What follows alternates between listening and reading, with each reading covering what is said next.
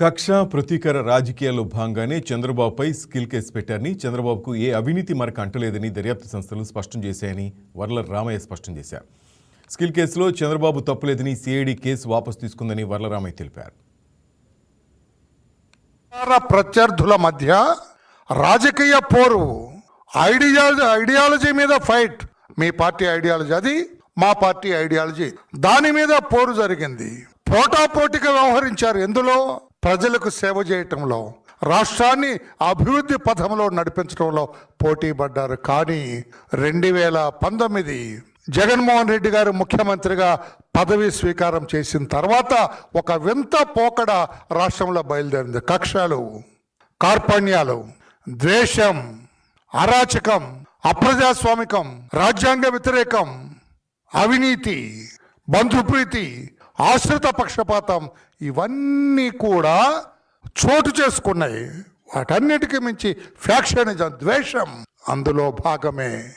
ఆనాడు ప్రతిపక్ష నాయకుడిగా ఉన్న నారా చంద్రబాబు నాయుడు గారి పైన స్కిల్ కేసులో వీళ్ళు ఒక చెత్త కేసు రిజిస్టర్ చేశారు.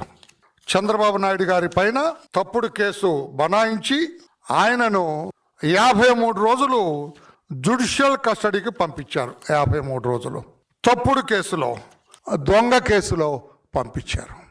ఏనాడు కూడా బంధుప్రీతి, ఆశ్రిత పక్షపాతం ఎరగని వ్యక్తి నారా చంద్రబాబు నాయుడు గారిని 53 రోజులు జైల్లో పెట్టారు.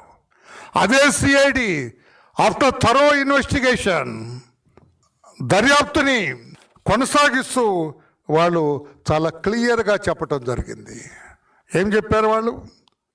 I ensure that the money paid to Design Tech has not been routed back to any of the public servants or other accused in this case. వాళ్ళు ఇన్వెస్టిగేట్ చేసి అన్ని రకాలుగా దర్యాప్తు చేసి రికార్డ్స్ సీజ్ చేసి రికార్డ్స్ వెరిఫై చేసి వాళ్ళు చెప్పిన మాట, నువ్వు అక్యూజ్డ్గా పెట్టింది చంద్రబాబు నాయుడు గారు, ఆయన ఖాతాలకు కానీ ఆయన చెప్పిన వాళ్ళు కానీ ఎక్కడా వెళ్ళలేదంట. ఇంత క్లియర్గా ఇచ్చిన తర్వాత జగన్మోహన్ రెడ్డి గారు, మీరు ఆయన మీద పెట్టిన కేసు కక్షతో పెట్టింది కాదా, పగతో పెట్టింది కాదా, కార్పణ్యంతో పెట్టింది కాదా, ఒక ఫ్యాక్షనిస్ట్ లాగా ప్రతి రాజకీయ ప్రత్యర్థిని శత్రువుగా భావించి పెట్టింది కాదా. తర్వాత ఎన్ఫోర్స్మెంట్ డైరెక్టరేట్ కేసు రిజిస్టర్ చేసింది, దర్యాప్తు చేశారు.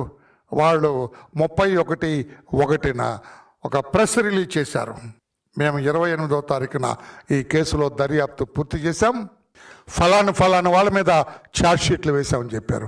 దే హ్యావ్ నాట్ మెన్షన్, చూడేది ఎక్కడ కూడా వాళ్ళ ఇన్వెస్టిగేషన్లో ఎక్కడా పెట్టలేదు.